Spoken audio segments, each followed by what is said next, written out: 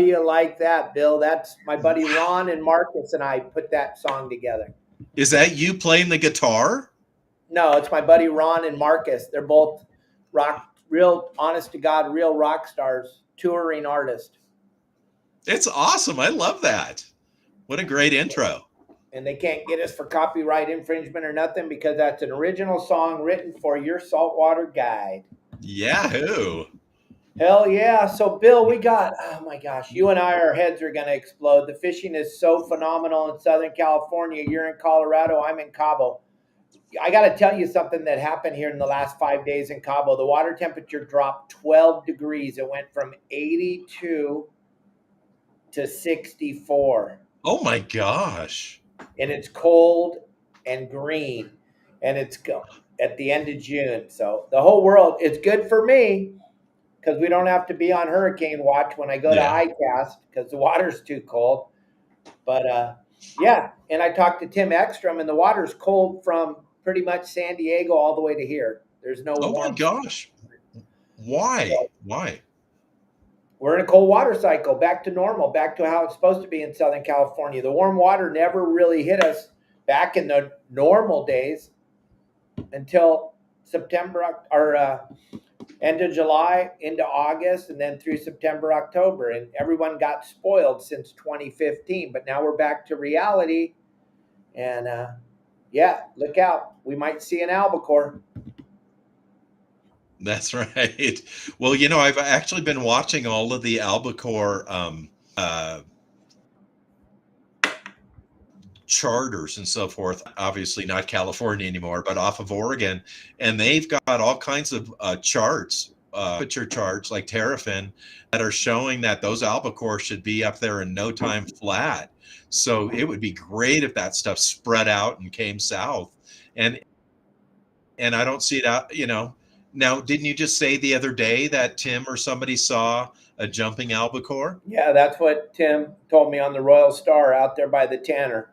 He saw one jump right outside his starboard window. So he kind of has a clue what an albacore looks like. He's been in this industry a couple of minutes. So right after he told the fleet, everybody threw some albacore feathers in the water while they were looking for that bluefin.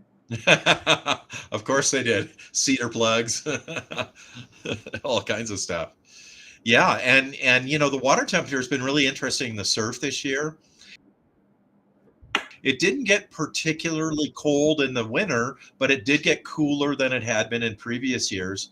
And then it went from that cooler 70 degrees really relatively quickly. I thought we would see us maybe even hit 70 by the 1st of June. And now that water temperature has slowed down the change, and we have much more moderation of the temperature week to week. It's probably a 1 degree difference between last week and this week, just a tiny bit warmer.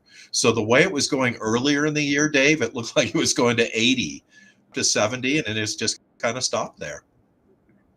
Yeah, well, that was just surface temperature. Once there was a little bit of wind on it and a swell, it rolls it back over. In the years past, Bill, we had divers and stuff telling us the water was 70 degrees on the bottom. Well, it's in the high 40s, low 50s on the bottom now. So you get a little swell or a little breeze, and it doesn't. Remember it? You and I would come on the show and talk. The wind just blew for a week, and the water got warmer. Exactly. Yeah. So now we're back into what it would normally be like. You and I, we remember when we were kids, the wind would blow and we'd go down to the beach and you couldn't even put your foot in the water. It was 57 again. And you're like, whoa, it's the middle of summer. Normal water temperature in Southern California, 65 to 67 degrees, gang. That's what it was the whole time Bill and I were young kids. That's what it was up until 83. When we had the first El Nino, and we were like, wow, the water's 80. But normal, 65 to 67, that's what all those surf fish that Bill gets you guys on, that's what they love. That's what the yellowtail love. That's what, lo and behold, we got the best. You heard Don Brockman and Michael Folks talking yesterday. We got the best sand bass bite we've seen in 18 years. So thank God, Bill, we all showed up. Thank God you. Thank God my sister. Thank God all the people involved with the Fish and Game Commission let us know what the hell was going on and how close we were to losing the fish that built our industry. And here we are, the best sand bass fishing we've had, and we could not be doing it right now if it wasn't for all of the people watching you and me right now. That's so true, Dave. And can you imagine, Dave, if they had to come back a couple months ago and they said, we're going to close in July and August? There's so many sand bass right now. Just this week alone, I had reports of sand bass on the beach, multiple reports. And two of the reports was a 6-pounder and a 7-pounder sand bass on the beach. They are absolutely everywhere. I've talked to so many different anglers up and down the coast who said, you won't believe it, Bill. I'm getting these sand bass on the beach. I'm going on my kayak and getting them. I go on the boat, I get them. Went on the Twilight, I got them. They're just everywhere. And if they had to close that off, could you imagine how crazy that would have been? Well, the industry would be over. There would be no sport fishing industry. There'd be no bait companies. But John Stanley and V and Lisa and Jason and Josh and EJ and every single one of you, you need to give yourselves a pat on the back because you believed in what I was telling you. You believed in what I was saying. And you can go back and look at 6-7 months ago. You can pretty much, I guaranteed you this was going to happen. I said, I bet everything I got on we're going to have a great sand bass year because of the way that water was moving and the way things were going. And here we are, lo and behold. Thank you all for trusting in the Dave Hansen science and Bill Varney and Don Brockman and Michael Foltz and those of us that have been around for 10 minutes. The people that were making these decisions have never been out on the water. And I was telling Bill before we went live, my sister, Donna Kalis, put together a phenomenal trip on the Sun Fund 2 days ago and took out a couple of the people that were trying to set the zero take on the sand bass. They went out to measure fish. And it got to the point where they were measuring so many. Donna put a bunch of fishermen on the boat. Imagine that. People that know how to fish. So that you had people that could actually catch fish. And then they let Brian Woolley run the trip, someone who's been fishing Southern California for 40 years, running the Sun Fund for 30 years, kind of has a clue of where to go.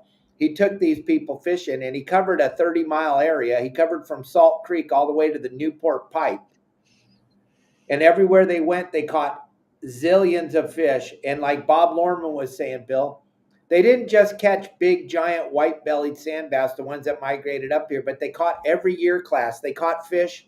They caught sand bass as small as 6 inches, and they caught sand bass as big as 7-8 pounds, and everything in between. So the science that they were going with, it fell all apart, and it crushed all the science and all the bullshit that they were trying to. I'm sorry, I cussed all the kids get free stuff. But they crushed everything they were trying to tell us by one boat going out and doing one survey. And here's something Bill's been pushing for years. I've been pushing for, and Don Brockman talked about it yesterday. This fish is here now. The white-bellied migratory sand bass. Where's the tagging? If you care, like you tell Bill and I you care, where are you guys with your tags? Where are you to see where this fish goes? Where are you guys? Where's the taggers? What'd they catch? 1,700 yesterday in Long Beach alone. 1,700 sand bass were caught in Long Beach alone yesterday, and not one person tagged one. Absolutely zero science. Crazy. Well, we know they don't want any science because therefore that would bust everything they try to tell you. Well, they always talk about having no money. That's the thing I don't get. We have no money. We have no money. We have no money. So let's just close everything. That makes a lot of sense.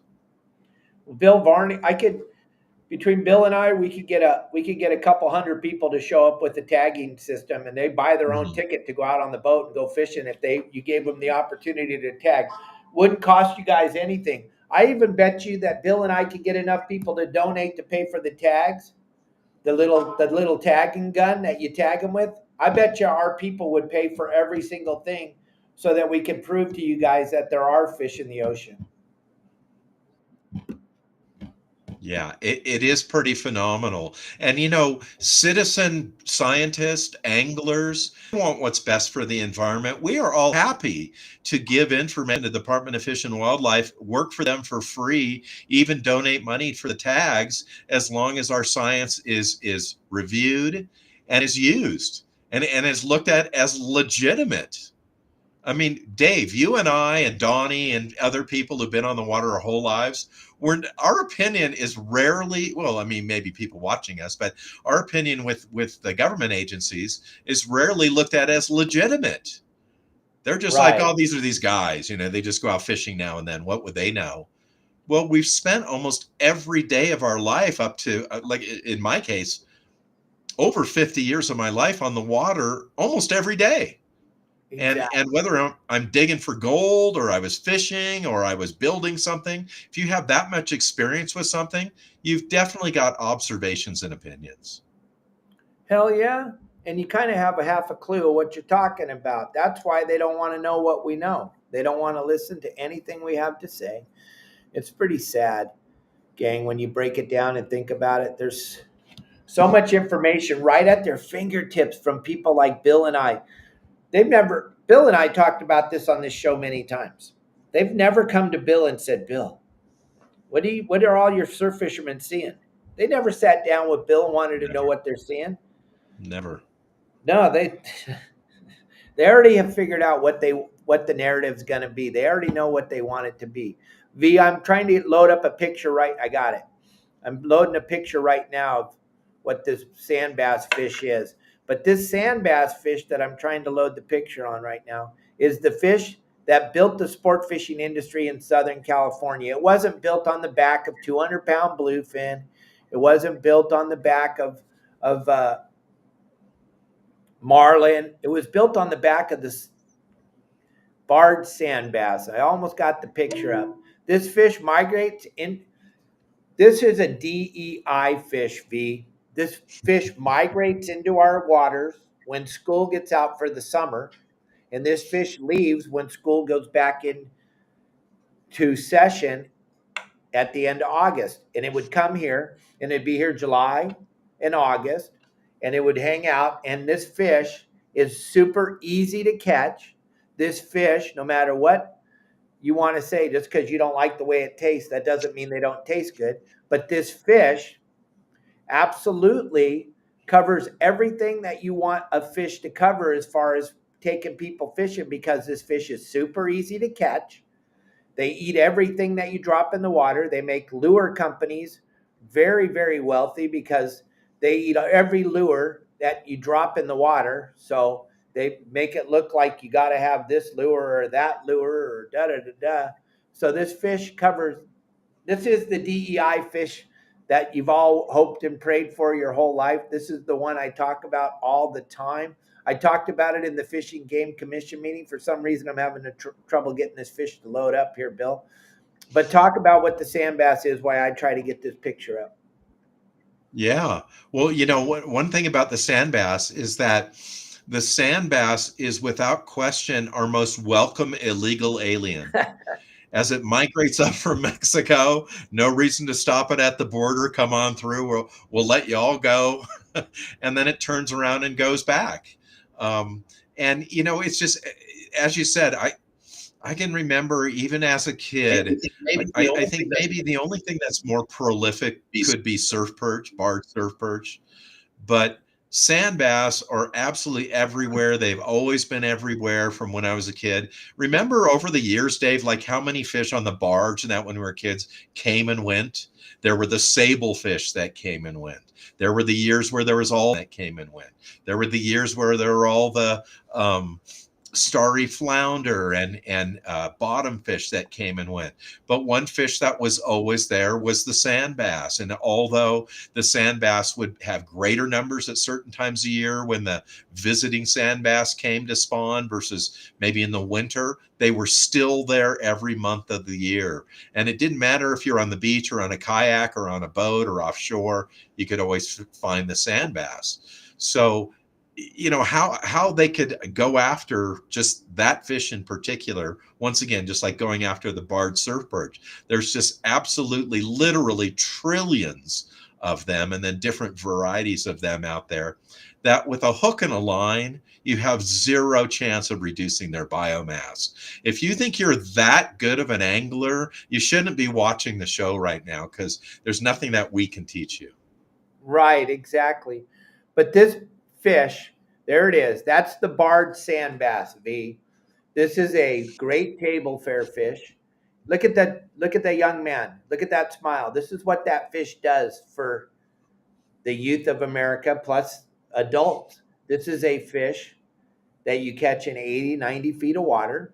Sometimes you catch them right on the surface. Sometimes you catch them on the bottom. It's a highly migratory fish. See his belly? V, his belly's white. That tells us this is a traveling sand bass. The ones that live in Southern California year round, we have holdovers, just like you guys have holdover catfish and all that stuff. Their bellies are going to be much darker. They're going to take on the color of the kelp or the grass they're living in, or the sand they're living in, or the rocks they're living on. But this fish that young man just caught, that's what we call a white belly. That's a migratory sand bass. And we went to these Fish and Game Commission meetings time and time again and told the Fish and Game Commission that this was a highly migratory fish.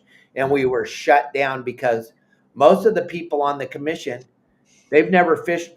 They don't really know anything about fishing. They were slammed onto this commission 4 or 5 years ago. So this fish hadn't been up here. This is a highly migratory fish, but it's all about water temperature and bait and food. And this year, everything's set up perfect for this fish to show up. And those of us that have been doing this for a long time, we knew the cycle was ready. If it didn't show up this year, we knew it'd be here next year. And lo and behold, it got here about a week and a half, 2 weeks early than normal back in the day, but it hasn't happened for 18 years. That's why these people are trying to tell us that there's no more sand bass. There's people, even in the fishing industry, that really didn't pay attention, and they were telling everybody that all the sand bass got eaten by giant squid and that the sand bass will never come again because the boats caught them all. All this stuff's a bunch of crap.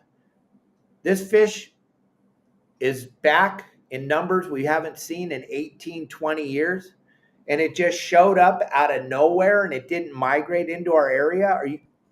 If you want us to believe that, oh my gosh, you guys, it's just a crazy. But the barred sand bass is the fish that built the Southern California sport fishing industry. After World War II, and if you guys watch the history of sport fishing, Michael Folks's book, our docuseries, a 12-part docu, you'll find out. And Bill's old enough to remember after World War II. But anything that floated, they turned them into recreational fishing boats. And it was a huge business right after World War II. All the baby boomers came back, and people needed something to do. And it was a form of recreation to go fishing, but also a way to feed your family with sustenance. And this fish showed up at the right time, summertime, and all the boats that we see today out on the water were built on the back of the sand bass, because the sand bass allowed all these fishing operations, for lack of a better word, companies, sport fishing companies, to make money, to build boats to take you and your friends fishing on. V, when you come to Southern California, you'll see all these sport fishing boats. Down Louisiana, you call them head boats. In Florida, they call them party boats. But it's sport fishing boats, and it's to take the masses out and do something. Most people can't afford to own a boat, let's be honest. And they can't afford the price of fuel today. So this is a way that people can go out and fish. That's why when Bill and I were in these Fish and Game Commission, and I'm sorry, I'm just excited. This fishing's good, Bill, and I'll let you talk, I promise. But we're so excited that we saved this fish and we're able to go fishing. And now all these sport fishing landings up and down the coast have an opportunity to make a little bit of money and don't have to drive around chasing a 200-pound fish that no one likes to eat anyway. You get to fish for fish that live here. This is a DEI filler. It fills every box in what they're trying to tell you guys. This fish, easy to catch, available to the masses, right in front of most harbors, these clam beds, these spots where these fish are. Right now, this fish goes from the Huntington Beach Pier all the way to to LA Harbor, all on that sand area out there. It shows up in the mud, not structure based. It's a crazy fish. And what happens when this fish is here, Bill? You know what comes with it? King salmon, yellowtail, white sea bass, barracuda, bonita. The longer that fish hangs out in the mud, the more attraction it brings. Everybody's coming. It's like a party. And all the fish. And then Bill makes out like a bandit because all these fish migrate into the area and they push all Bill's fish back up on the beach. All Bill's fish are like, oh, we got to get out of here. They're going to eat us. And they all haul ass into the beach. And now fishing's phenomenal on the sand, right? Well, you know, that's true, Dave, because halibut, for example, are down on those clam beds also. And those clam beds grow particularly quickly in cooler water years. Clam growth slows down dramatically in warmer water, as does their mortality rate. So in this cooler water, there's more there, and that's why those sand bass are back there feeding. But when they're all down there in the bottom in those mass groups feeding, those halibut don't like to lay underneath all that stuff. So they do make their way closer to shore. And of course, what draws them in even more is all the grunion, which are being pushed in by those sand bass. Those grunion are not going to go way, out to the isers and go out there and start staging for coming into shore. They're just going to spend most of their time right outside the surf line. And if you go down to places in Orange County, Newport Beach, Seal Beach, Huntington Beach, you can actually see the grunion in lines, brown lines offshore, which brings all that stuff closer in to shore.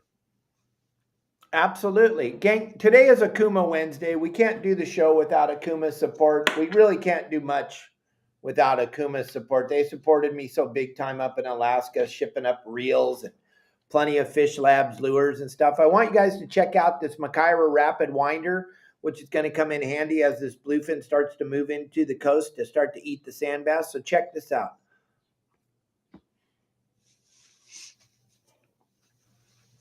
Hey guys, this is John Bretza, Director of Product Development for Okuma Fishing Tackle. I have one of the most exciting new products that we just launched at the ICAST show. This is called the McCarty Rapid Crank. It's developed to fit the McCarty 50 wide or 80 wide reels. And so this has multi-use applications. So it was originally developed for guys that are gonna retrieve the kite. They don't have an electric reel. They don't have to spend time wrenching down on a reel without having that electrical device. The other advantage, some guys want a deep drop for swordfish, but they don't want an electric reel. They want to drop down, but they want to fight the fish on an actual traditional rod and reel. But you're checking your bait throughout the day. So this will aid you in retrieving the bait, but when you hook that fish, you can fight it on a traditional reel. The other thing that you have is that it works as a line spooling station so that you can spool up your reels down at the boat. But the most important new feature that we found or benefit for this reel is that for West Coast anglers, there's a big explosion of guys chasing bluefin tuna, trolling big spreader bars very far behind the boat. Also, the Mad Max are very popular. They're running 150, 200 yards behind the boat. You might have 2 to 3 reels out there in the spread with lures out there. And so when you get bit, or you've got a boat coming at you, or you got to check to see if there's grass on the lure, you got to retrieve that lure out pretty quickly, but it wears you down. You want to be ready for that fish. This McCarty Rapid Crank, I'm going to show you exactly what happens. This is a packaging. You can see the back's got the instructions. Now I'm going to open this up just so you can see exactly how it comes.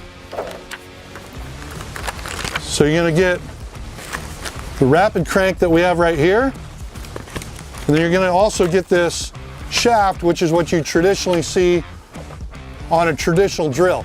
15-degree articulating shaft. And what this does is when you put it on a McCarty, you're going to put your McCarty in low speed, and then this is going to snap right in, and you'll see there's a little notch right here. It's going to snap right on place, right? And then what I'm going to do next is you take any drill that you have on the boat, and you'll see it actually swivels a little bit. So of course I'm not out fishing right now, this is just demonstrate, but the drill's in low speed, and you'll see right there, that is a lifesaver. We were just out tuna fishing 2 days ago. We were able to stay well rested, retrieve our baits, no problem. So that's the McCarty Rapid Crank. You just pop it off if you hook a fish and you're ready to go. The new McCarty Rapid Crank.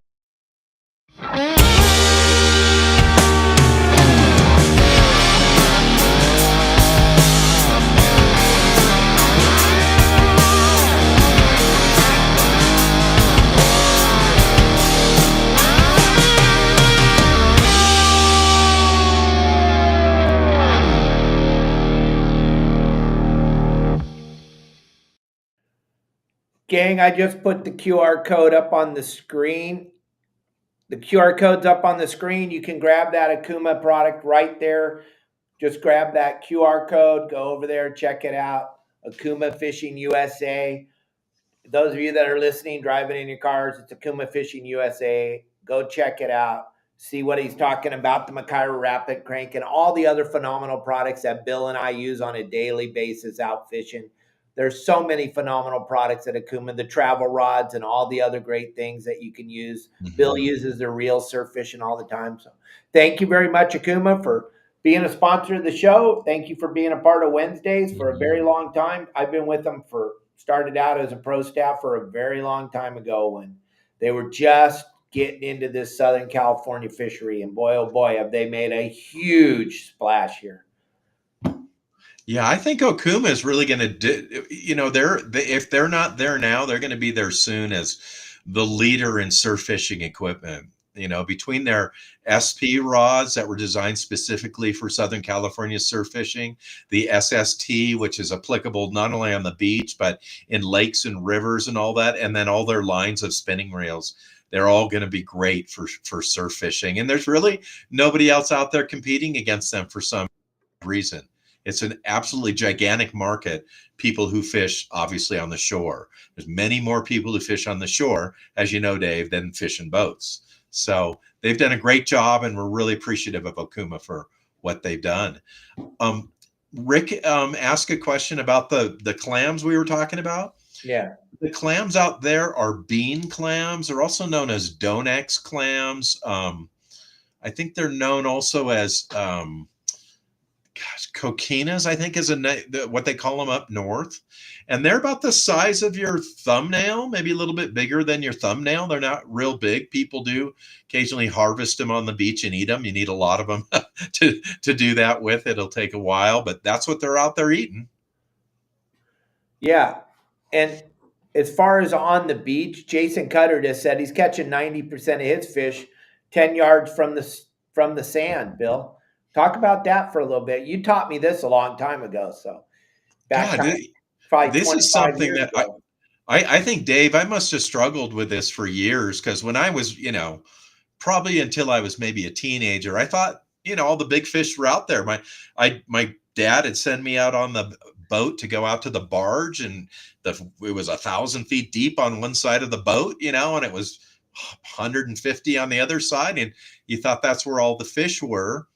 And then we'd be surfing in Hermosa, and you'd look down right before you'd kick out, and Corbina were going in every direction. Sometimes we'd jump off trying to grab them. We'd get a hold of them, and off they'd go. They're too slimy, And so we'd cast out, and we'd reel in our, it wouldn't get a bite. And that was back in the days where we'd put a big sinker on and cast out and put in the sand spike and watch the rod and hope it'd get a bite. And as we'd reel it in with nothing on it, all of a sudden, right before we got to shore, we'd hook a fish.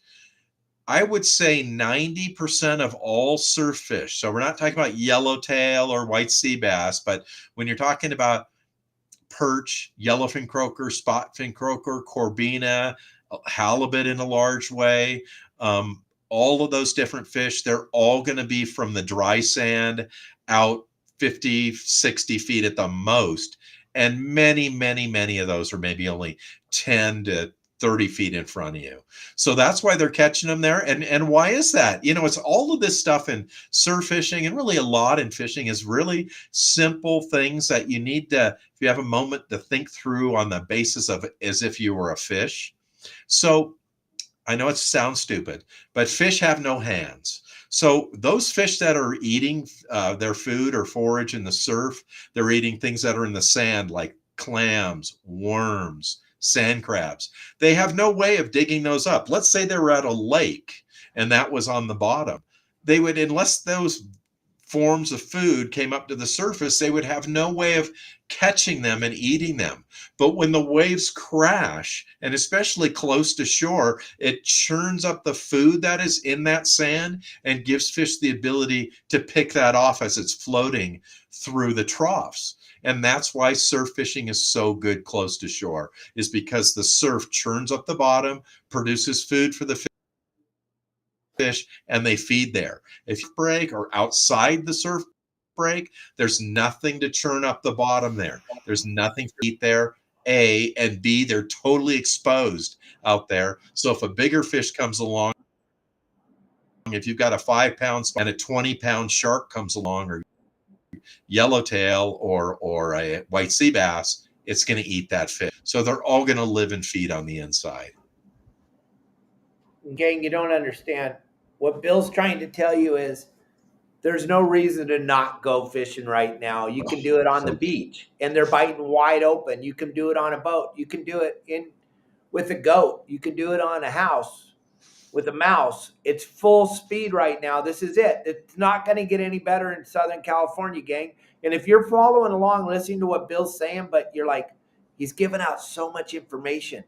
All you got to do is give us a call. You give Bill Barney a call, or you give Dave Hansen a call. We're going to give you an absolute free look at our website. We developed the greatest fishing website for fishermen. We cover the surf. We cover offshore. We cover the beach. We cover your private boat. We cover your sport boat. We cover fishing on the sand. Whatever you're trying to accomplish, you don't have to go watch 800,000 different YouTube videos to try to pick apart what you want to do. Jump on our website. Bill's going to give you a free look at his part of the website. I'm going to give you a free look at the rest of the website. You can check it all out, and you never, ever have to suck at this sport again unless you want to.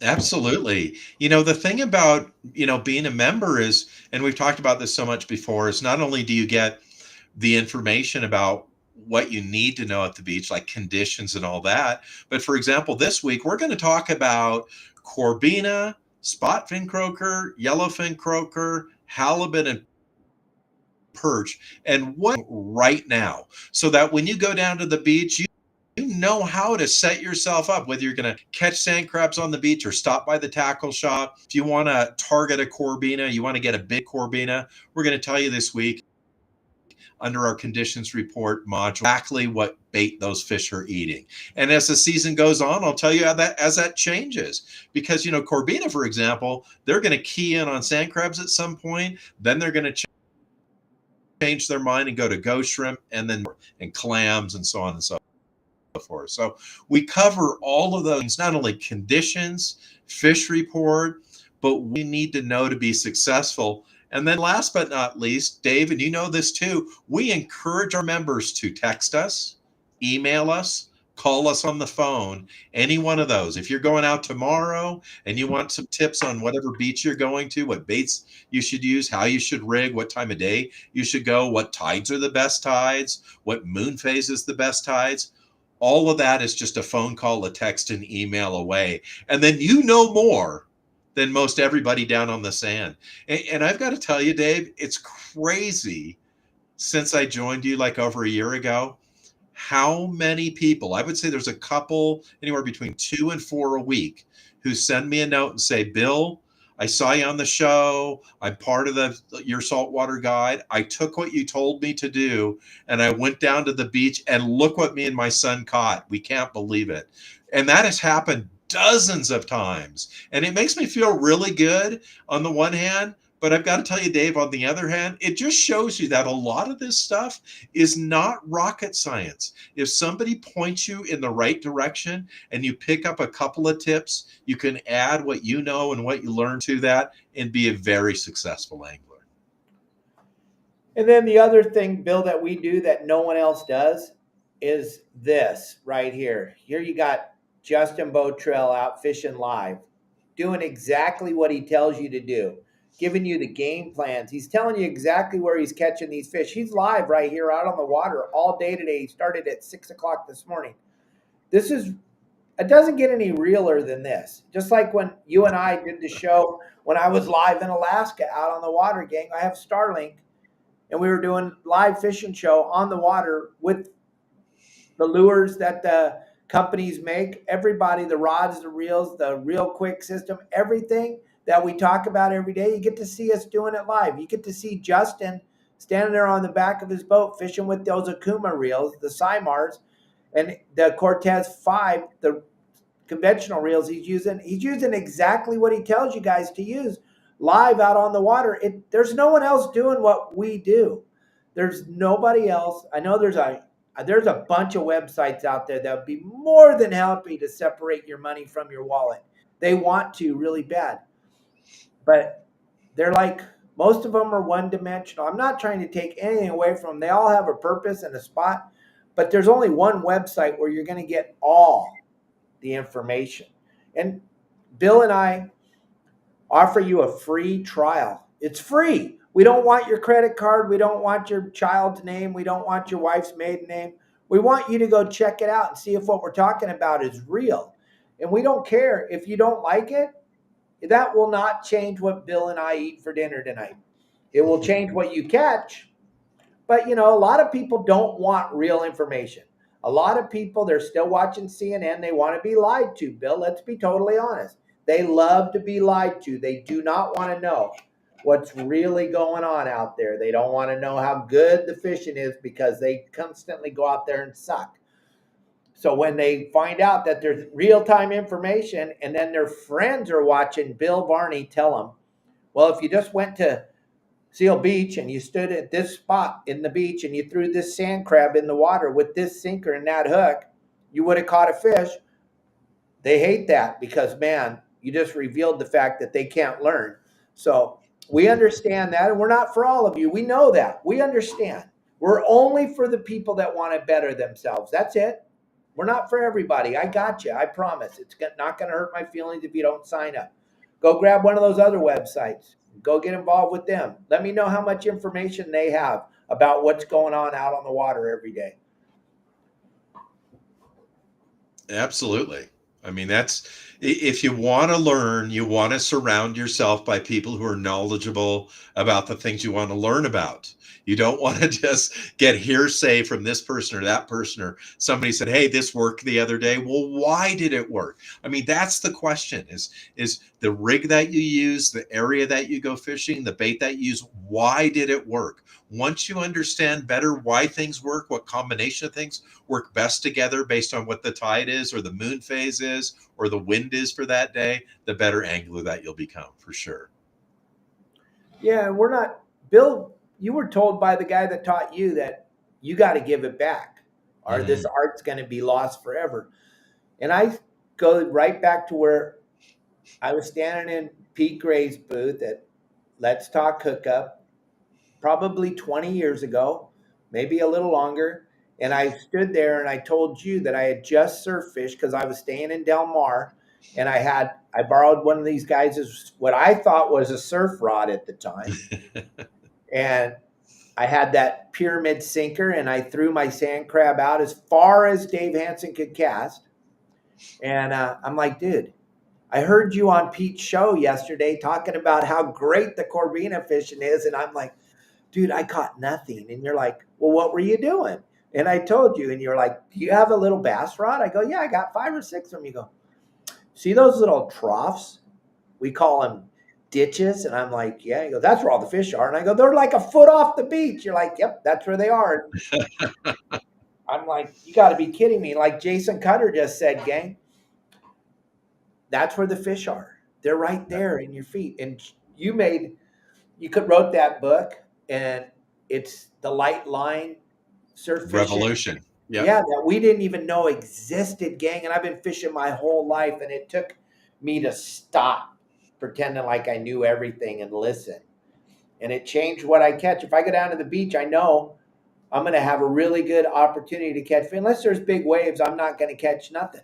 But if there's not big waves, I got a really good chance to catch a fish now because I listened to what Bill Varney said, and the bait's right there. Talk about the sand crabs right now. You kind of touched on it on Monday a little bit, but talk about it a little more.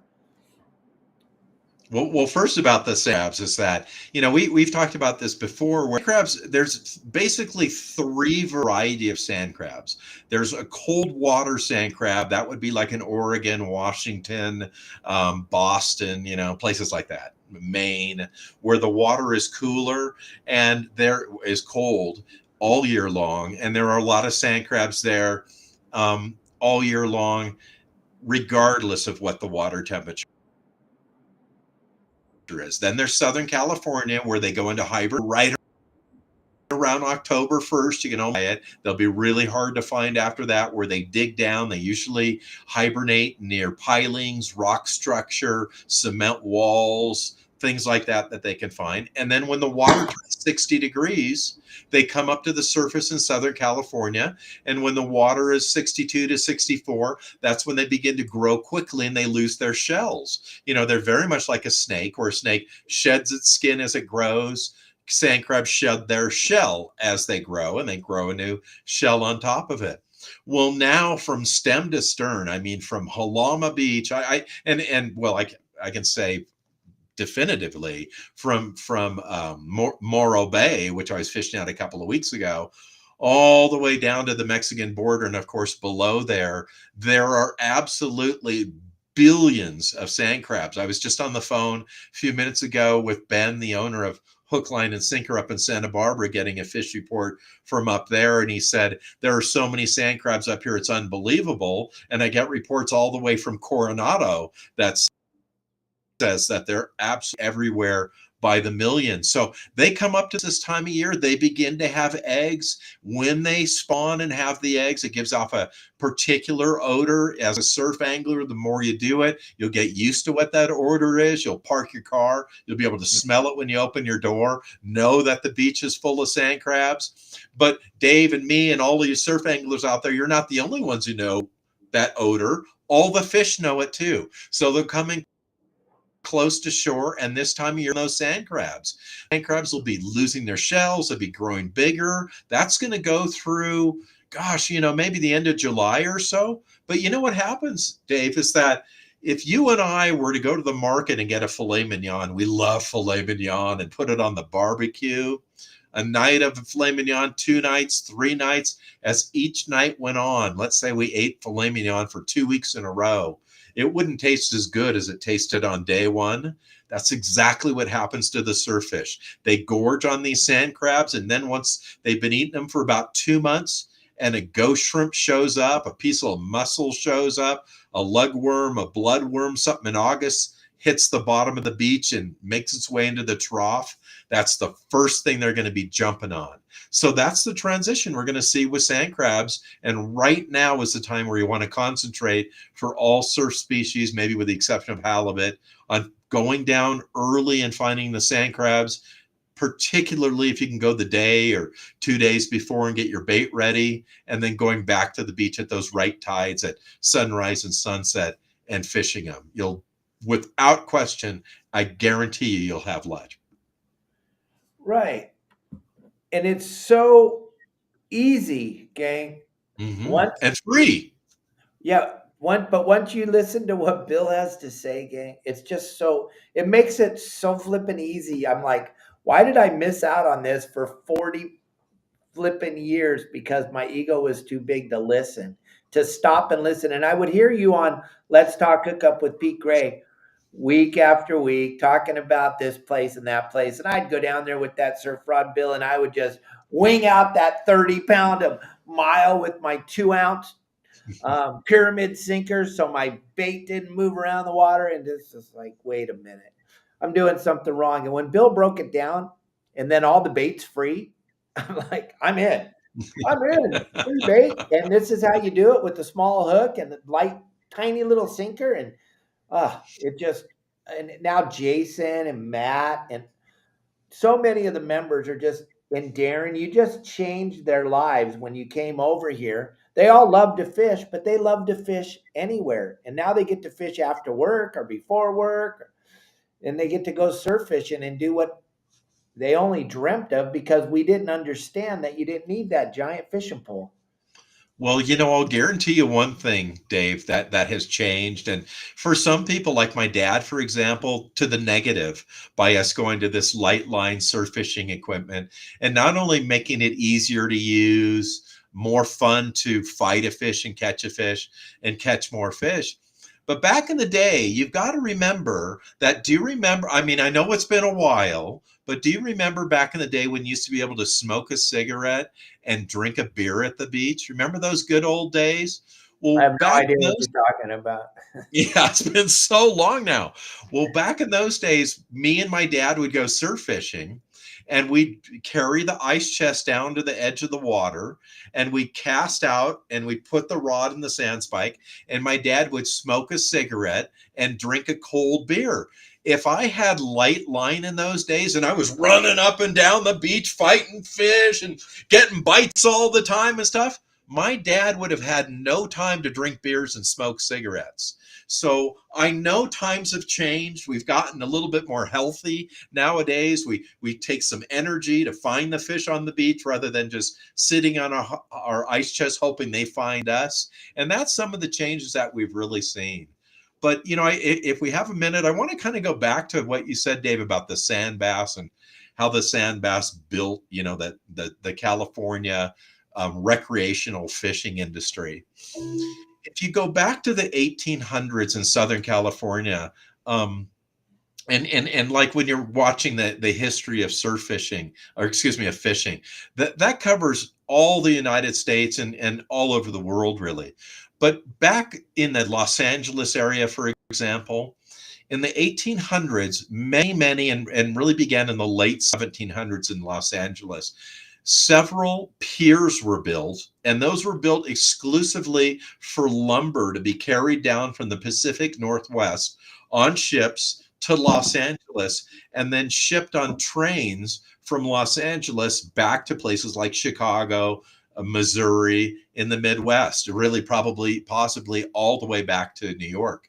The reason for that in the building of those piers was because there was no way to build a train system over the Cascades in those days. So they couldn't take it directly from, for example, Seattle, the wood, and take it to Chicago. They had to bring it to Los Angeles, and then our train system went through the desert.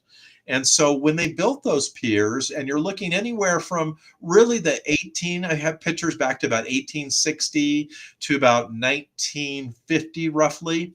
Many Californians, people lived in Los Angeles, went fishing on these piers. You look at some of these old pictures, every single inch of the pier was taken for two reasons. One was subsistence to some level, but the other reason was, remember back in those days, there was no internet, there were no phones, there were no malls, there was no Disneyland, there was no movie theaters. There was nowhere to go and spend your time but outside. And so people loved to take their families to the piers. And so all of these anglers in California, they would cover the piers. Well, in the 1940s, California had, believe it or not, Los Angeles had very few people who lived here. I'd have to look up the number, but certainly probably less than 1 million. But tons and tons of men came out to California at the beginning of the Second World War in order to train here to go and fight in battles in the South Pacific and in Europe. And when the war was over, many people from the Midwest and New York and all over our country who had experienced California for the first time and saw how beautiful it was and what beautiful weather there was here and what opportunity there was here, they decided to move to California, and they moved to places like Cypress and like Norwalk, Paramount, Lakewood. All of those communities began to grow and homes were built there. And as that happened, there was a bigger and bigger group that made their way down to fish at the piers and along the beach. But at the same time, as Dave pointed out, and it is pointed out in the history of fishing, is that a number of these boats that were built for the Second World War were converted over to what we would call a party boat now. And that what happened was a lot of those people who would fish out on the pier and along the beach now had a vessel to go out on to go fish out in the South Bay, Catalina, around Palos Verdes, Long Beach, all of those areas. began to grow because very few people had private yachts or boats of any type before the 1950s, really before the 1960s. And when all of these boats came along and they started having passengers come on the boats, there were things like bonita and barracuda that were very seasonal, but there were fish in particular like the sand bass that were caught all year long. And because of that, it supported the cattle boat or the party boat industry. And before you knew it, there were many less people on the piers and on the beach, and there were many more people on the barges, on the half-day boat, three-quarter-day boat, and what later was to become the overnight boats. And that's really the history of fishing in the Los Angeles and South Bay region. That's exactly what happened. And my dad's probably looking down watching this show right now. So, Dad, I apologize for Bill's comment. I know there's never been a cattle on any of your boat. I know. Oh, my God, Bill. You want to get shit thrown at you at dinner time, you call it a cattle boat. You're gonna get stuff thrown at you like you can't even believe. My dad hated that. My dad's like, I've been doing this since 1947. I've never seen one cow on any of my boats. So, John, I want to say hello to you, River Cats Tackle Gang. John, we're going to be going live with his crew, his pro staffers on Sunday night, catfish fishing. V and her husband are going to be putting on a show for all of us. We're going to be live on this channel, and they're going to be live on their channel. And this is all because Justin Bottrell introduced us to John and his crew over there, River Cats Tackle. Now, Bill Varney and I had John with us a couple weeks ago, and it was an absolute pleasure to learn all about what you guys got going on there. But real quick, our buddy Matt Ryan's been talking about what happened out on the water yesterday with his beautiful wife. I have a little video right now. Bill, this is how bitchin' the ocean is right now. The whole thing's changed. We haven't seen these fish in our waters in a very long time. And if you listen to these superstars of fishing, this fish is another fish that's extinct. Look at this video. Look at this. It's crazy.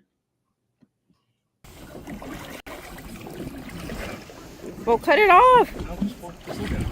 I already saw. You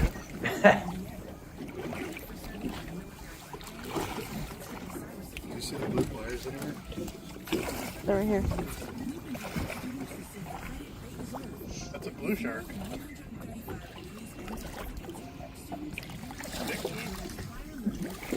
So that's a blue shark. Those are super important for Southern California. They are the trash men, if you will. Those guys are super important to Southern California. They keep the waters crystal clear, clean. Don't kill the blue sharks if you can help it, gang. If it's got your lure like that one had Matt's wife's lure in its face, you got to make a decision. Is it worth hurting that animal to get that lure out? The whole thing in our minds has changed dramatically since the 60s and 70s, and we understand how important that blue shark is to our fishery because it keeps the water clean. That's a super important fish. That fish has been non-existent for 18 years in Southern California. But here we go. We got the water is perfect. The bait is perfect. The sand bass are back, and that's a blue shark. And if you listen to Matt Ryan, he's telling you guys that blue shark ate his wife's sand bass. What a great day. How cool to see all that stuff. I know you don't like blue sharks. Well, that's because you don't like your life. Blue sharks are phenomenal. They're an awesome animal. And to be anchored up in 70 feet of water, catching a blue shark, that is just crazy. Right? You know, blue sharks are so important, like you said, and they have been gone for a really long time. I mean, like 40 years, they have diminished a lot. I used to be a deadhead on a boat out of Redondo called the Dinah Lee, the three-quarter day boat. And they would torture us by making us work all day. And then after it was over, we'd scrub the boat, come in, we get a bite to eat, and then we get on the boat and we'd leave. And we'd go all the way over to Catalina and get squid, and then come all the way back and get there right in the morning and get our passengers, and off we'd go. Well, one time, Dave, I remember we went to Johnson Rock and they put the lights out, and there was squid.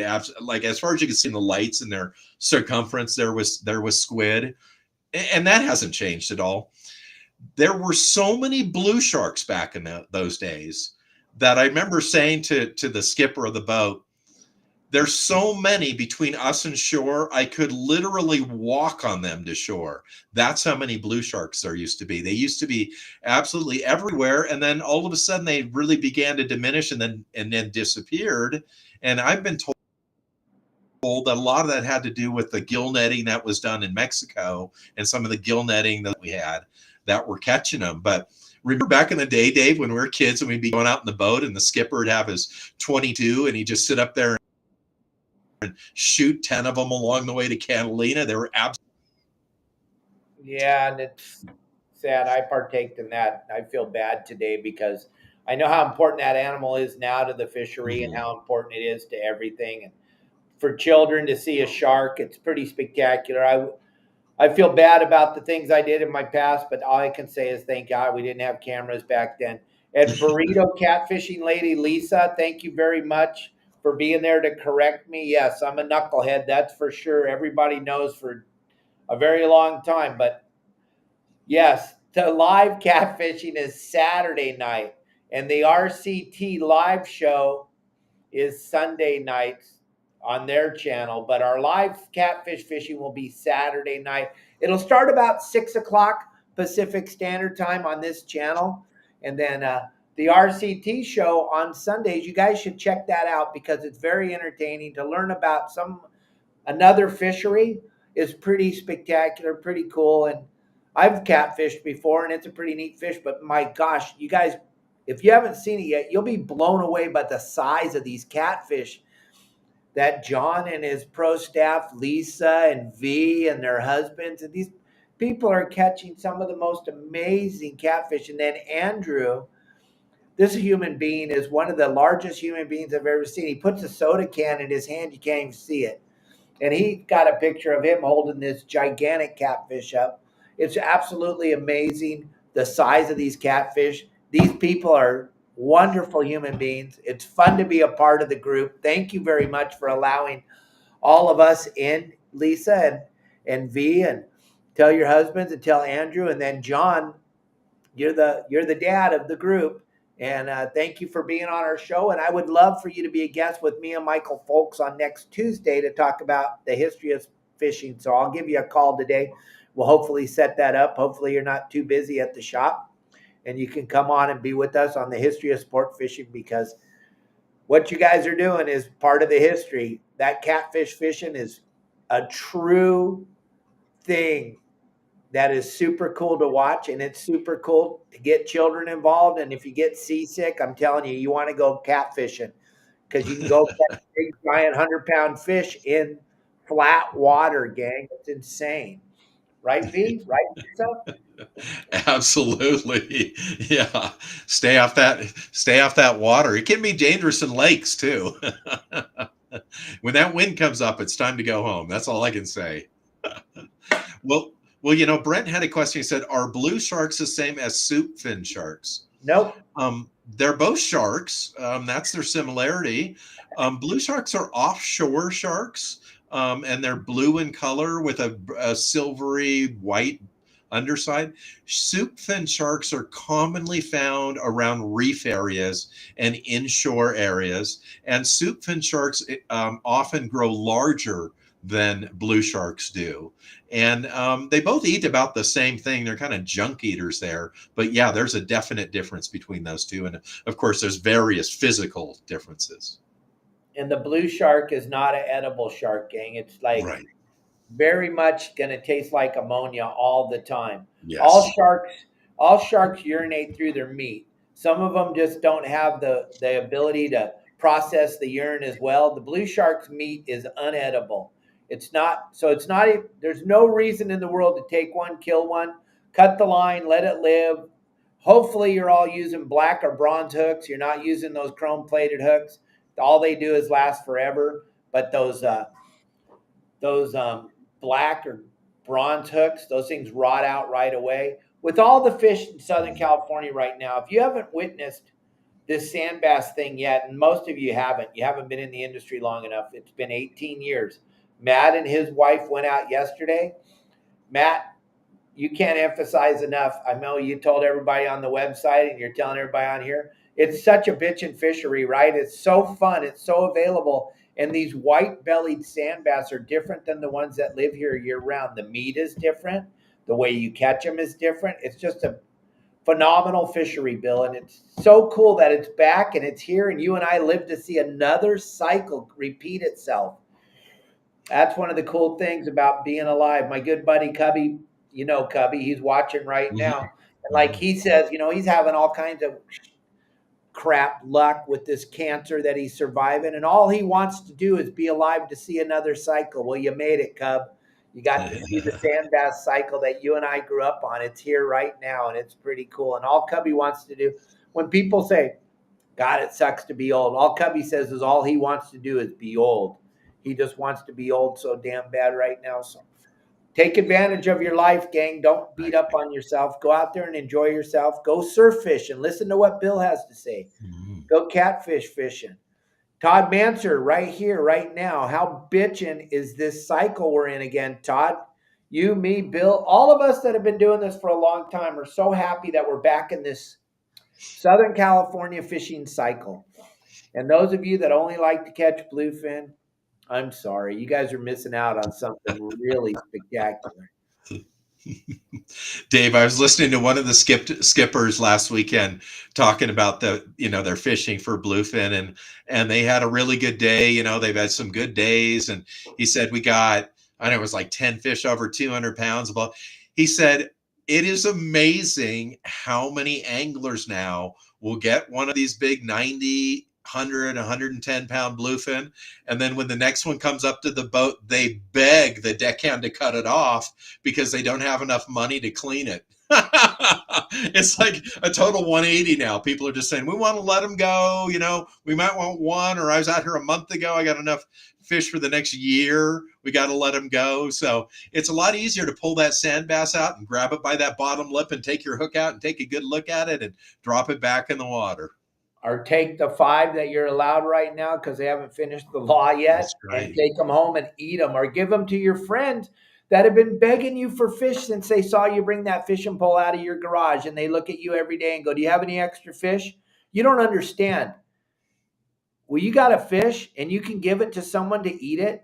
You've changed their life and they're going to love you for that. That's what I say. And when I do my live shows all the time, Bill, out at the convention centers and stuff, we pay an epic amount of money to fish in California. We pay so much, it's ridiculous. For you to throw legal fish back, I don't understand it. It makes no sense to me at all. You're not going to save the planet Earth by throwing illegal fish back, but you're going to change your neighbor's life or your friend's life. If you don't like to eat fish, I understand. But your neighbor or your friend they always ask, do you have any extra fish? Well, now you do. Sand bass are here, gang. You got some extra fish. It doesn't cost a fortune to fillet them. It's not like that big bluefin no one likes to eat anyway. It looks like a dirt clod when you cook it. You can actually eat these fish. They taste great. The meat's super white. One thing, though, Bill, I've never seen in all my years of lobster fishing, I've never seen an extra lobster. I don't even know what they look like. What color are they? Purple? And the other thing is, I don't think in my entire life I've ever seen an angler throw back a legal lobster. Like, oh, it's illegal. That never happens. Oh, they do. They think they're saving the planet. It's pretty funny. My gosh, those bugs are everywhere. Where'd you throw that lobster back at? I'm going over there. That's crazy. But exactly. Like my sister was telling me this morning, Bill, it's so hard to get people to keep fish anymore because the lying media has polluted their head thinking they're going to save the planet Earth by throwing back a fish that you can eat. They want you to do, the lying media wants you to eat this processed garbage food that they're pumping out at all these grocery stores. The last thing they want you to do is be able to go get your own food. That's why they hate hunting and they hate fishing. Yeah. There's nothing better than getting a fresh piece of fish that you caught and eating it. That is just the crazy. I'm sorry. I'm going to say this again. You're not going to save the planet Earth by throwing back a fish. I mean, it like over the last 3 months, have you followed this domoic acid um, baloney that's been all over the internet? It's just crazy. Like they made so many people afraid that they could eat a fish that had domoic acid in it that they believed was like a brain wasting disease. That there were so many comments on Facebook, Instagram, you name it, of people who said, "Oh, can I eat this? Can I eat that? You shouldn't fish here. You shouldn't eat this there," and all of this baloney on that. And then it was made worse, of course, by the Department of Fish and Wildlife, who came out and said, we want to put a restriction on sardine and have nobody eat sardines, which I don't know who eats them anyway, but nobody eats sardine because it's got the domoic acid in it. And then they came back and said, well, we really didn't have any scientific evidence that wasn't the case. We're not recommending don't eat them. The reason that you find domoic acid in things like clams or mussels, which may make you sick if you eat them, is because they're filter organisms who use their muscles to filter water and take out all of the impurities in the water. That's why they're so important to us. Sand bass, calico bass, corbina, spotfin croaker, tuna, yellowtail, dorado, none of those are filter animals. They eat something, they digest it, and they excrete either through their skin or through their anus the things that are bad. They have a very low amount of heavy metals in them or other things that can accumulate other than mercury. So, yeah, all of that has been such a big joke and really scared a lot of people who are not very knowledgeable about this type of thing, about even going out fishing. Well, I'm sorry, since Bill brought it up, I'm going to bring it home.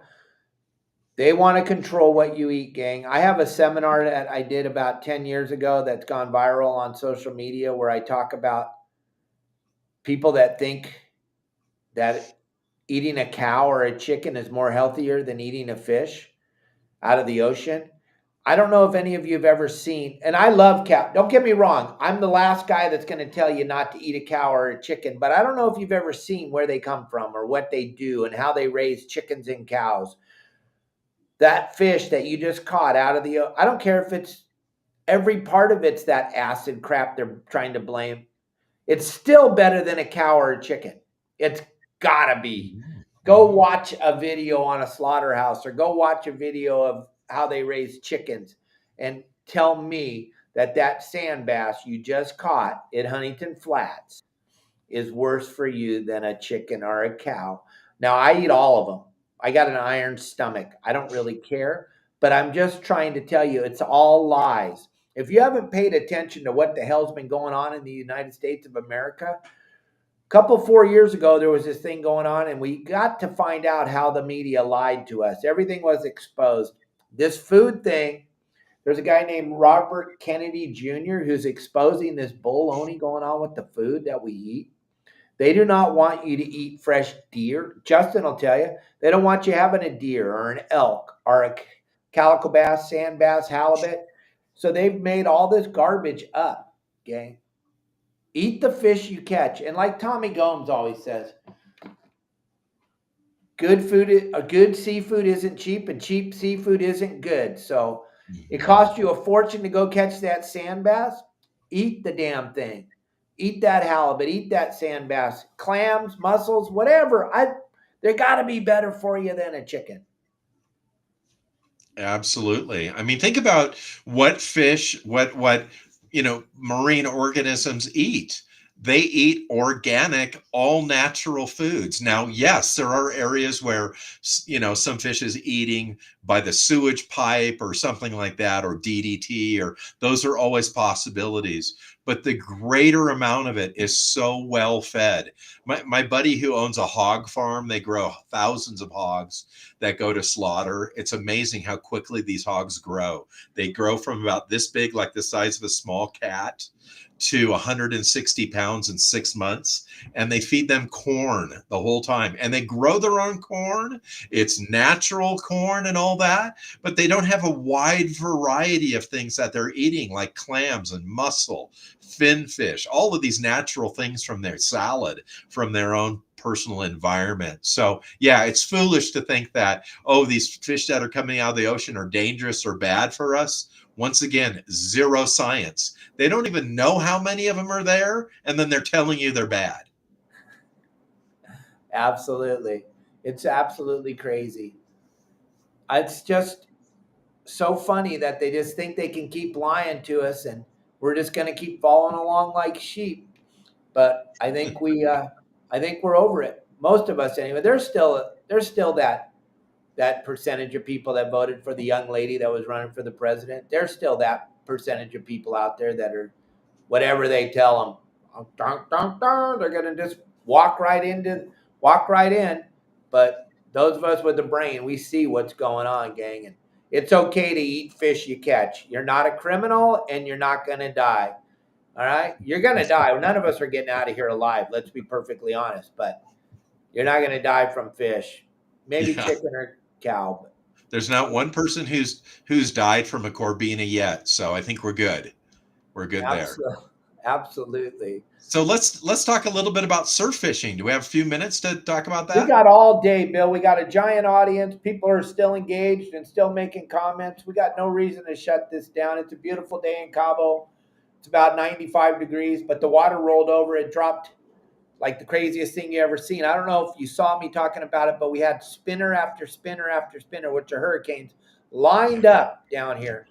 Yep. All of a sudden, the water is 63 degrees in Cabo at the end of June. And if you look, there's no spinners lined up anymore. Thank you. I'm happy. I don't have to worry about Kelly when I'm at ICAST that she's going to get engulfed by a tornado or a hurricane while I'm gone. But yeah, talk about surf fishing. You brought up just what I was going to begin talking about. So, we have talked about this before, where hurricanes off of southern Mexico, right around, above Panama, around Veracruz, Mexico, they originate as somewhat of a storm, but particularly a wind-involved event in the Bay of America, the Gulf of America, and then they make their way across a very short piece of land right off of the coast of Veracruz, Mexico, where the water is traditionally warmer, and then they spin in that area. Now, the one that you're talking about, which was supposedly going to be a hurricane this week, which petered out to nothing, the Fujiwara effect happened there, where there was one spinning tropical storm and then another one next to it. They joined one another. It looked like it was going to be a huge hurricane, but when it touched that cooler water, the wind slowed and it just completely dissipated. So this is our fifth tropical storm of the year so far, originate down below you off of Mexico there. And what will normally happen is they will start turning as a tropical storm. They'll make their way up the coast, either toward Cabo or out to the west toward Hawaii. And as that spins and finds that warm water all the way up through, past the Gulf of California, all the way up along the Baja coast, it's going to send swells, wind, and ultimately clouds and some rain our way. Well, this year's been unusual because it started early. They had their first tropical storm of the year this year, the earliest in modern record, and it really became nothing. It didn't turn into a hurricane. We haven't seen one yet. And because we have that cooler water down there, we're not seeing as much activity. What's good in Southern California is, on the other hand, in the South Pacific, so that would be Australia, New Zealand, Patagonia, Antarctica, down in that zone down there, Christmas Island, all along there. There's still storms forming down there, and they continue to send swells to Southern California. We'll see an increase of that over this weekend here. What's good about those is that they're such a long distance away that the groups of swells have anywhere between 15 seconds and 2 or 3 minutes between groups, which makes it really good for surf fishing. The closer the hurricane is to Southern California, the closer and bigger those swells are, the more difficult it makes it. So from that standpoint, we continue to see these Southern Pacific swells and storms come up. We've got about 3 more in a row here. So we're going to look at that for maybe the next 2 to 3 weeks happening before anything happens down in Mexico. I think it might be all the way till late July and into August before, at this point, we see a hurricane come up from down there because of the water temperature. but fishing up here in California from Santa Barbara to San Diego has been really unbelievable, Dave. I mean, perch fishing, you can go to any beach, of course, from the border to Santa Barbara, and perch are basically wide open everywhere. I had a guy tell me the day before yesterday in Santa Barbara, there's 3 of them, they got 20 each in 1 hour and just got bored and decided to go home. So that's been good. There's been some white sea bass on the beach, but the big news, and we talked about this a couple days ago, has been the spot fin croaker fishing has just been unbelievable. I've talked to tackle shops in Santa Barbara all the way to San Diego, said, I can't believe how many people are coming in catching these spot fin croaker. And the super hot spot has been that San Onofre to Dana Harbor zone, has been really, really good in the last week, but we've seen them all the way up at Faria Beach above Ventura Overhead there between Ventura and Santa Barbara. We've seen them all the way down to Coronado and everywhere in between. And really some really good spots have been that Oceanside zone, Oceanside to Carlsbad zone. So the harbor at Oceanside all the way along the beach to Carlsbad State Beach, and then up in that, Salt Creek, Dana Point, Doheny, and then down to San Onofre zone. Been really good. And then, of course, the Corbina fishing. They're catching Corbina in Ventura. They're catching them in San Diego. They're catching them everywhere along the coast. So as we talked about before, if you're going to go fishing, whether it's on the kayak, on the beach, in the bay, out on the half-day boat, three-quarter-day boat, overnight trip, fantastic fishing along the beach now. Yeah, it is. It doesn't get much better than this. I just want to tell you a little story about my good buddy, Matt Ryan. He's your friend too, Bill. Mm-hmm. Matt Ryan was out fishing yesterday, got that blue shark his wife got that blue shark. Another thing, there was some craziness going on out there. The fishing is so good right now, and there's lots of that big corn-fed mackerel with these sand bass, and Todd Manser and I used to call it, they're biting force 3. Their full speed is biting as wide open as you can. They're big mackerel too. They're like 2-pound mackerel, 3-pound mackerel. They're great big giant ones. You wouldn't use them for bait. But so he's wide open sand bass fishing. His wife catches a nice sand bass. He puts his rod down to go help her, but he left his bare hook dangling in the water, Bill. So listen to this. The first thing you're going to think of is, yes, the mackerel grabbed that bare hook and took that rod flying over the side. He's holding his wife's rod. As his rod goes flying over, he dives into the water to save his rod with his wife's rod in his hand. When he grabs his rod that's sinking, he forgets that he has his wife's rod in his hand, lets go of her rod. He's so proud of himself that he got his rod, comes up, and his wife looks at him and goes, "Where's my fishing pole?" He's like, "Oh no." The one fishing pole you don't want to lose, your wife's fishing pole. You can lose yours all day. You better not lose your wife's pole. He lost his wife's pole. He saved his. Woohoo! Yeah. And the fish. Fishing rod and the fish. Yeah, crazy story, but we've seen it so many times. But yeah, Cubby Paul, that's what we called those big old mackerel back in the day, corn-fed. These are 2-pound, 3-pound mackerel. They're giant. And yeah, they love to be swimming with those schools of sand bass. But gang, as we move into this, tomorrow's game plans are going to be absolutely incredible. The amount of information that we're going to feed to you, Bill, myself, Justin, Pablo, Al, because this is a cold water fishery. Most of you haven't seen. I'm going to be sharing some unbelievable information with you. Make sure you tune in tomorrow for the Thursday coastal game plan. It's going to be insane. There's so much cool things that happen because of the barred sand bass. It's just going to be an incredible weekend. The weather looks epic, Bill. The sea bass fishing up at the Channel Islands is going absolutely bananas. The sea bass fishing at Clemente is going bananas. There's lots of yellows showing up, bigger yellows in the dark, and squid everywhere, and coastal fishing like we haven't experienced in a long, long time. So stay tuned. Be ready for Bill and I and Justin and Pablo and Al and Sonny's game plans. You guys are in store for a phenomenal weekend.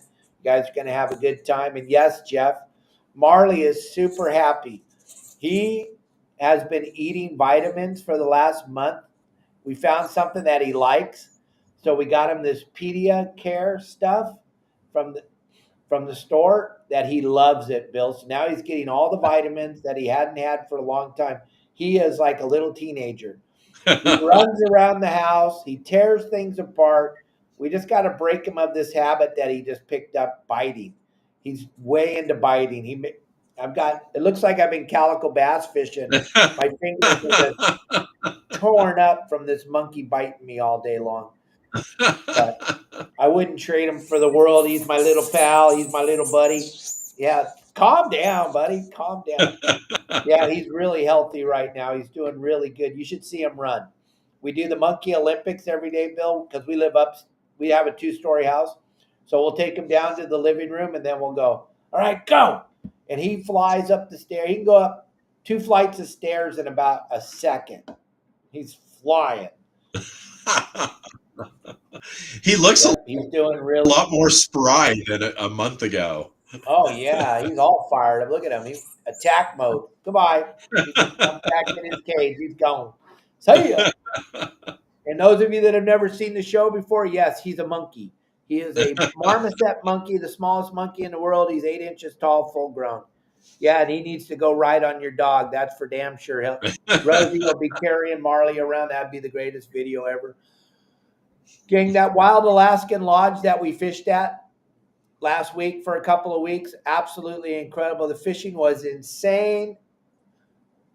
The lodge itself, set in one of the most beautiful places on the planet. You open up your front door, you're looking at 4 of these beautiful waterfalls right across the bay.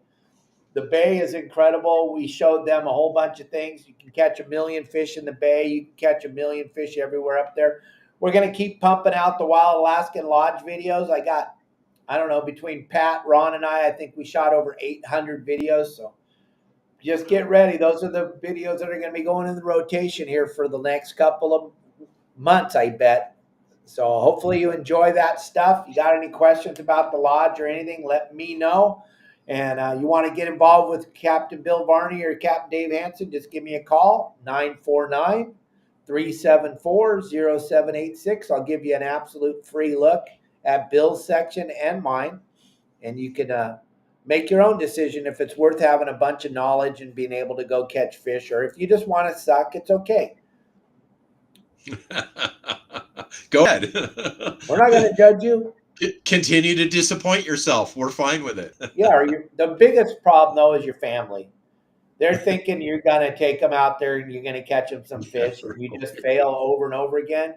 Whenever you get tired of failing with your family, you can fail by yourself all day. But when you get tired of failing with your children and your wife, or your husband, give us a call. You'll never have to fail again. Unless you're into disappointing your family, then don't call us. Keep doing the same thing. Yeah, that's the definition of insanity, doing the same thing over and over again, expecting something different to happen, right, Bill? That's right. Now, Dave, did you bring any fish back from Alaska? No, I thought that would be kind of funny looking, me wheeling a box of fish to take to Cabo. Exactly. My other question is, can you take fish from outside of Mexico into Mexico? I don't know. I never tried it. I don't know. I know. I've been going there my whole life. I've taken snails there, but I didn't anybody take anything into Mexico. When we were on the boat for 80 plus days down there, fishing all along there, we were not allowed to bring any steaks into Mexico in our freezer and several other things, which I thought was really interesting. But yeah, I was really curious about that. I don't know if the fish thing, but I did not want to wheel up because I fly on a local airline and I walk across the border in TJ all the time. So I didn't want to go walk in there with 50-pound box of fish and be told I can't take it. Then I'm like, now what? What are you going to do with it? Exactly. Right. Plus, I'm not bringing fish to Mexico. But yeah, I brought back 50 pounds and gave it to my buddy Pat. We literally caught everything you could catch, Bill. We caught, between the 3 of us, Ron, Pat, and myself, and we had a clicker. We had over 1,600 fish in 8 days. That is crazy. But we were fishing Southern California style. We were doing the Bill Varney light line sensation. We didn't fish much. A couple times we dropped down for that deep water halibut because we thought that would be cool. And then we played the tape all the way through, and we're like, dude, we can fish in 30 feet of water and catch 1 million fish, or we can set out here and wait for one fish. So we did the light line. We did the Bill Varney light line sensation. There you go. I couldn't believe how deep it was, so close to shore where you guys were. You were like, 75 feet from the rocks, and it was like 100 feet deep there.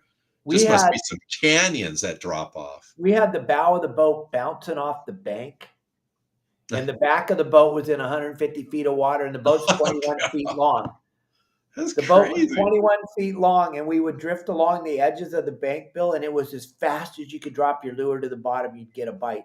Most of the time you get bit on the way down. And these are, I believe in my heart, this is stuff that no one's ever fished before, because these fish would eat anything that hit the water as fast as it would hit the water. And I know, like my buddy Pat said 1,000,000 times, everybody wants that opportunity to catch that 200 or 300 pound halibut. It's just like the bluefin fishing, and they leave all this other really cool stuff.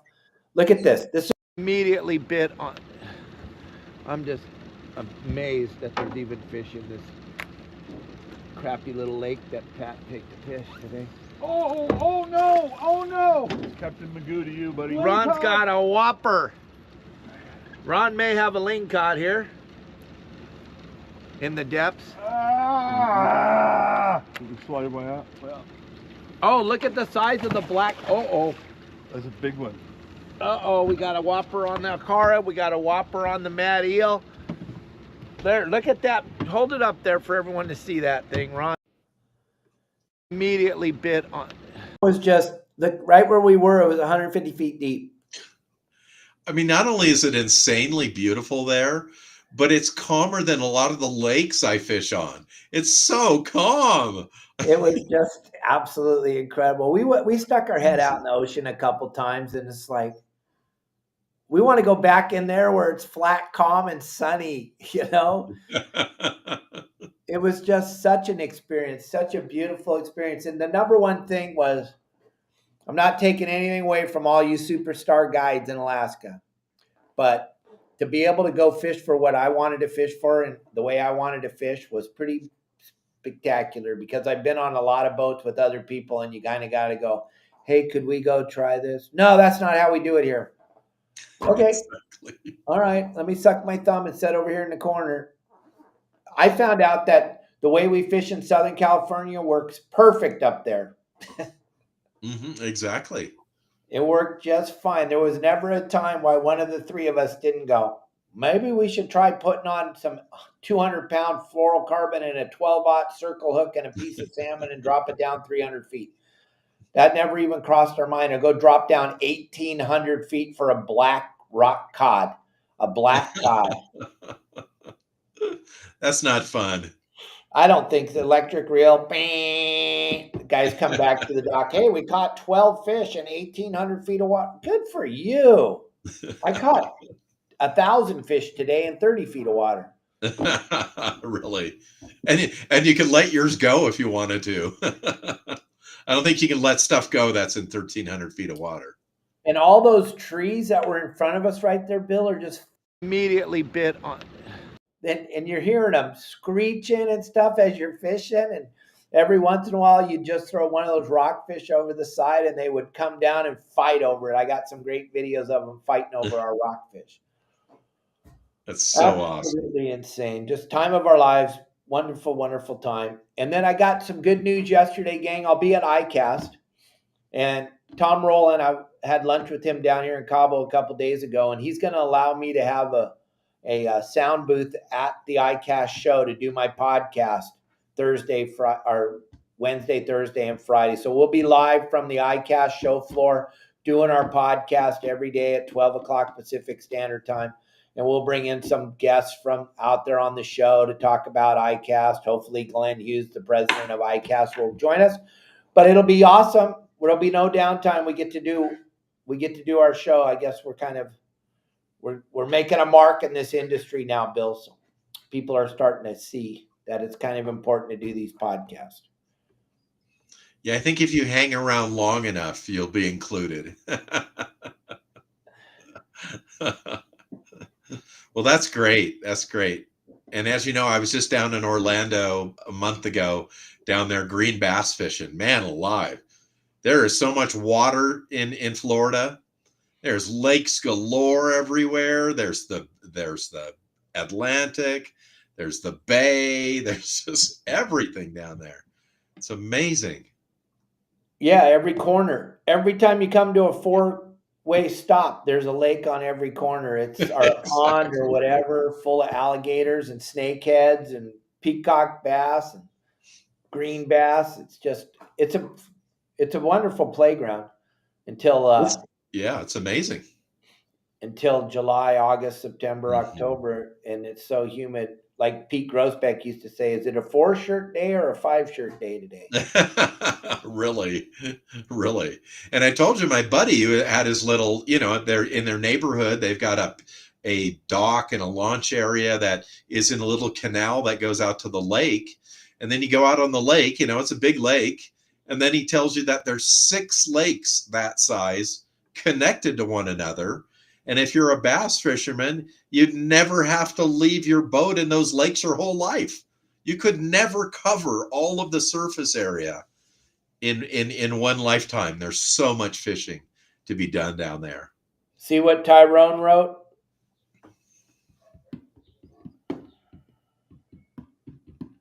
What about the croaker in Long Beach Harbor? Well, of course, we've got different types of croaker. White croaker, as you know, they have a tendency to accumulate in their, not in their meat, but in their guts and in their skin, effluents. So those have, for 30, 40 years now, people have been told they're off limits. It doesn't mean that people don't eat tomcod, because you and I still see people catching them and eating them. But that's one fish you want to stay away from. As far as spotfin and yellowfin croaker, those are going to be highly migratory fish in that area. I mean, yeah, one might be a little bit tainted, but if you eat one a week, 50 of them a year, you might have a problem. But if you have one every once in a while, you're going to be perfectly fine. And then another thing I want to add, that tomcod, you're going to right away, the tomcod, the white croaker, they look almost like a yellowfin croaker, except the yellowfin croaker, Tyrone, has a little chin whisker, if you will, that helps them detect those sand crabs in the sand. They swim around literally dragging that little whisker around in the sand. That allows them to locate the worms or the sand crabs. They don't have worms either. When you cut into a tomcod, a white croaker, you're going to see worms like you've never seen in a fish before. So that's going to tell you right away that you don't have a yellowfin or you don't have a spot fin. Spot fin, Bill, describe the difference, because their body's way wider. Much, much different. They are in the drum family. So people are from, the South and back East are familiar with black drum and so forth. They have a very rounded head, and it's almost like a Dorado in the sense where there is a bump on their head that we call a shoulder. And then they have a black spot underneath each one of their fins on the side of their body. And they're very definitive looking. You won't confuse them with a yellowfin croaker or a white croaker because of the shape of their head. They have a very big and rounded head. And then unlike other croaker, they use their mouth, which they have big lips all the way around their mouth. And they use those to suck food out of the bottom, like ghost shrimp. They use suction, actually, like a vacuum cleaner, to feed. And then also they're darker in color, and then they have stripes on their sides that are very light in color, and then their fins turn a bright yellow, like the yellow you're seeing on the screen there around Tyrone's name, on their fins this time of year when they're spawning. And then the last thing about them is that, white croaker or tomcod, normally are like, what about 5 to maybe 7 inches long, you'll find. I know there's bigger ones. You'll rarely ever find or catch a spotfin croaker smaller than 12 or 14 inches. Yep. And those yellowfin and spotfin are phenomenal food fish, gang. Yes. But Tyrone, yeah, just got to be careful and be able to identify the fish that you're talking about. Everything's got a spot and a place. It is what it is. So just be careful. But yeah, I would still say tomcod's probably better for you to eat than a chicken. Probably. I have no problem eating chickens. And one thing to remember about those tomcod, if you catch them, either if they're bigger, cut it in half. If they're smaller, take your knife and put maybe 3 cuts on each side of the meat. Put about a 6-0 hook in that. Come back to the same spot you fished after dark and cast that out. And you got a really good chance of a 30, 40-pound leopard shark. And if you want something that's good to eat, a leopard shark is a good shark to eat. You want to try to clean them and get them on ice quickly, because as Dave said, they'll begin to give off an ammonia. They'll get to a point where they're just not edible, but they have a very good white meat on them. And everybody out there, don't worry at all about catching leopard sharks and keeping them. They have a very, very healthy biomass. They can be found around all of California's islands and along all of the shore in California. So they're very, very healthy, excellent eating fish. We used to catch them commercially back in the late 60s and 70s and sell them to all the fish markets along the coast here. And people used to just love them. Of course, we had a period here where sharks were very popular as food. Thresher sharks, mako sharks, leopard sharks. Used to find those in the fish market. Don't really see them so much anymore. Yeah, and they are so fun to catch because, boy, for children and stuff, Bill, they look like a shark. They got the fins and the tail, and they are a shark for all intents and purposes. So children just dig seeing them. If you can go catch a leopard shark down on the beach, it's a crowd pleaser for sure, right? It really is. And one thing about the leopard shark, and I think it's pretty much the same with blue sharks. I can't remember though, looking in their mouth. Leopard sharks have very small teeth. They're really almost like, a row of sandpaper, 60 grit sandpaper. So they're not dangerous in any manner. They're easy to return to the ocean because they're very, very hardy. You could probably leave one on the beach for 20 minutes and throw it back in the water and it would swim away. I mean, like a trout, you hook a trout and bring it to shore and it dies. So yeah, they're the exact opposite. Very, very healthy. So I'm going to end this with a good picture from our buddy John from River Cats Tackle. Check this out. John, great picture. Thanks for sending this to me, gang. Bill, go ahead and thank everybody, and I'll finish it up. Thank you, everybody, for watching. Any questions about it, call Dave or me. And then also check out fishthesurf.com. Look at the equipment that I use, some of the fish we catch, some articles, some information there to get you started on surf fishing. And once again, thank you guys. What a wonderful day. Great couple of live fishing shows today. And then the podcast, we had a great audience. I want to thank you all very much. Thanks for helping us save the sand bass fishery. You guys give yourselves a big round of applause. You did this. You did it. Now our children can catch some sand bass, and our grandkids and our wives and our husbands and everybody. Thank you all very much. Check out this catfish John had. We're going to end the show. Thank you all very, very much. Have a great day. Turn off the news. They're all lying. This is the only place you get the truth, and I'll see you all tomorrow. Look at that. Woo! Nice one, Johnny. Here you go. Adios.